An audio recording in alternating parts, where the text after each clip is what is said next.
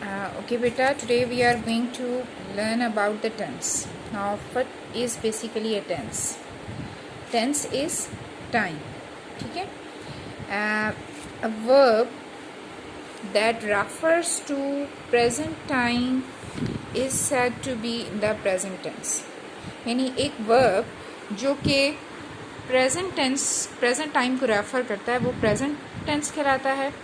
A verb that refers to past time is said to be in the past tense, and a verb that refers to future time is said to be in the future tense. Okay? अच्छा, basically जो tense है ना वही time है. सो जो verb present time को refer करता है वो क्या है? प्रेजेंट टेंस है. जो मैं अभी आपको बता रही थी बेटा कि जो वर्ब प्रेजेंट टाइम को रेफर करता है वो प्रेजेंट टेंस होता है. जो वर्ब पास्ट टाइम को रेफर करता है वो पास्ट टेंस शो करता है, बनाता है. और एक जो वर्ब फ्यूचर टाइम को रेफर करता है वो फ्यूचर टेंस कहलाता है. बेसिकली जो टेंस है वो टाइम है. ठीक है.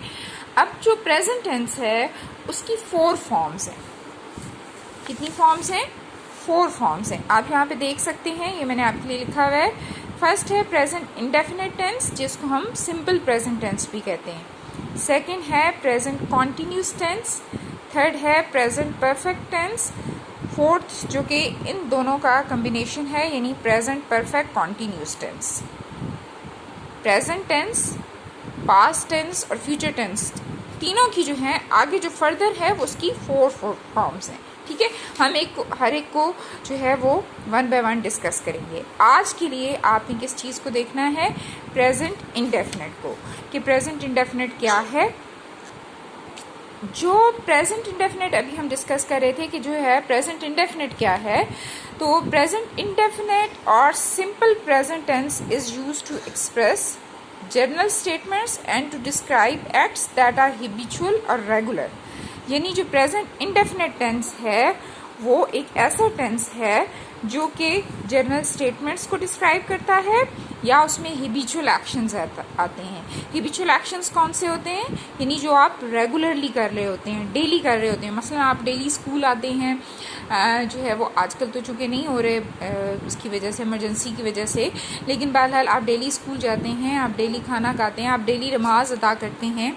या जो जनरल स्टेटमेंट्स हैं कि आपको कुछ पसंद है या ना पसंद है, तो वो सारे क्या हैं? प्रेजेंट इंडेफिनिट या सिंपल प्रेजेंट टेंस. मसलन अभी मैंने आपको बताया ना, they work 6 days a week, the sun sets in the west, they do not, I do not take my meals at night. ये सारी एग्जाम्पल्स किसकी हैं? ये सारी प्रेजेंट इंडेफिनिट की एग्जाम्पल है, यानी सिंपल प्रेजेंट की एग्जाम्पल. अब हम जो टेंस है वो बेसिकली 3 आगे उसमें होते हैं कि मसलन उसको डिवाइड करेंगे आप टाइप्स उसकी सेंटेंसेस की. वो क्या है? पॉजिटिव, नेगेटिव और इंट्रोगेटिव. जी, अब हम देखते हैं कि हम जो है प्रेजेंट टेंस या सिंपल प्रेजेंट टेंस जिसको हम कहते हैं उसमें हम पॉजिटिव सेंटेंसेस कैसे बनाते हैं. मतलब एक मैथमेटिकल तरीके से हम इसको करते हैं. इसका सेंटेंस स्ट्रक्चर जो मैंने आपको पहले भी बताया था एक दफ़ा कि पिछले इसमें हमने देखा था कि सेंटेंस स्ट्रक्चर जो सिंपल तरीन है वो सबसे पहले है सब्जेक्ट, उसके बाद होता है वर्ब और उसके बाद होता है ऑब्जेक्ट. सब्जेक्ट क्या है? सब्जेक्ट इज बेसिकली डूअर, यानी जो काम कर रहा है. और ऑब्जेक्ट क्या होता है? Object on which something is done. Verb क्या है? एक्शन. ठीक है. जब हम प्रेजेंट इंडेफिनिट बनाते हैं तो उसमें सब्जेक्ट और उसके बाद लगाते हैं first form of the verb और फिर लगाते हैं ऑब्जेक्ट. लेकिन आपने यहाँ पे एक चीज़ का ख्याल रखना है कि जब आपका सब्जेक्ट जो है वो ये है ही, शी, इट या कोई सिंगुलर नाम, तो फिर आपने फर्स्ट फॉर्म के साथ क्या लगाना होता है? एस या ई एस. कैसे? मसलन मैं आपको एग्जांपल दे रही हूँ कि आपका सब्जेक्ट है ही. ठीक है. आपने ये एक वर्ब है आपका प्लांट, तो आपका जब सब्जेक्ट ही है तो इसके साथ आपने क्या लगाना है? S. He plants a tree. लेकिन जो बाकी सारे जो आपके प्रोनाउंस हैं जैसे दे, यू, वी या प्लूरल जो नेम्स हैं तो उनके साथ आप क्या लगाएंगे? First form of the verb. Is that clear? अच्छा, अब हम नेगेटिव सेंटेंसेस कैसे बनाएंगे, यानी इसी का अगर आपको बताना हो कि ये ऐसा नहीं है, कोई जनरल स्टेटमेंट बतानी है या कोई जो हिबिचुअल एक्शन है वो आप कह रहे हैं कि वो वैसा नहीं है, तो वो आप कैसे बताएंगे? उसको भी बिल्कुल उसी मैथमेटिकल फॉर्मूले से आप क्या करेंगे, यहाँ पे सब्जेक्ट के बाद आपको एक हेल्पिंग वर्ब चाहिए, डू या डज, ठीक है। उसके बाद नॉट, उसके बाद first form of the verb और ऑब्जेक्ट। अब डू कहाँ लगाते हैं और डज कहाँ लगा? जब आपका सब्जेक्ट ये जो है ये ही, शी, इट या कोई सिंगुलर नेम है तो आप हेल्पिंग वर्ब क्या लगाएंगे, डज।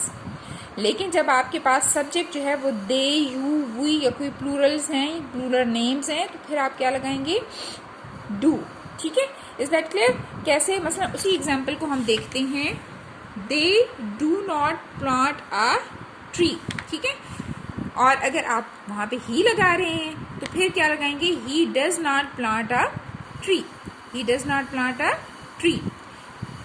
समझ आ गई है ना कि जब आपका प्लूरल सब्जेक्ट है तो उस वक्त डू लगेगा, और जब आपका थर्ड पर्सन सिंगुलर है, थर्ड पर्सन कौन कौन से सिंगुलर्स हैं, ही, शी, इट या कोई सिंगुलर नेम, तो उस वक्त हमने क्या लगाना है, डज नॉट। और फिर ये याद रखना है आपने कि जब आप यहाँ पे डज लगा रहे हैं तो इसके साथ आपने एस नहीं लगाना, यहाँ पे आपने एस नहीं लगाना। आप अक्सर मिस्टेक्स कर देते हैं कि आप जो है डज भी लगा रहे हैं और यहाँ पे फिर आप प्लांट लगा देते, प्लांट के साथ एस लगा रहे हैं, कोई भी जो आप वर्ब यूज कर रहे हैं उसके साथ आप एस लगा दें, ऐसा नहीं करना, क्योंकि डज हम ऑलरेडी देखें डू के साथ हमने ई एस लगा दिया ऑलरेडी।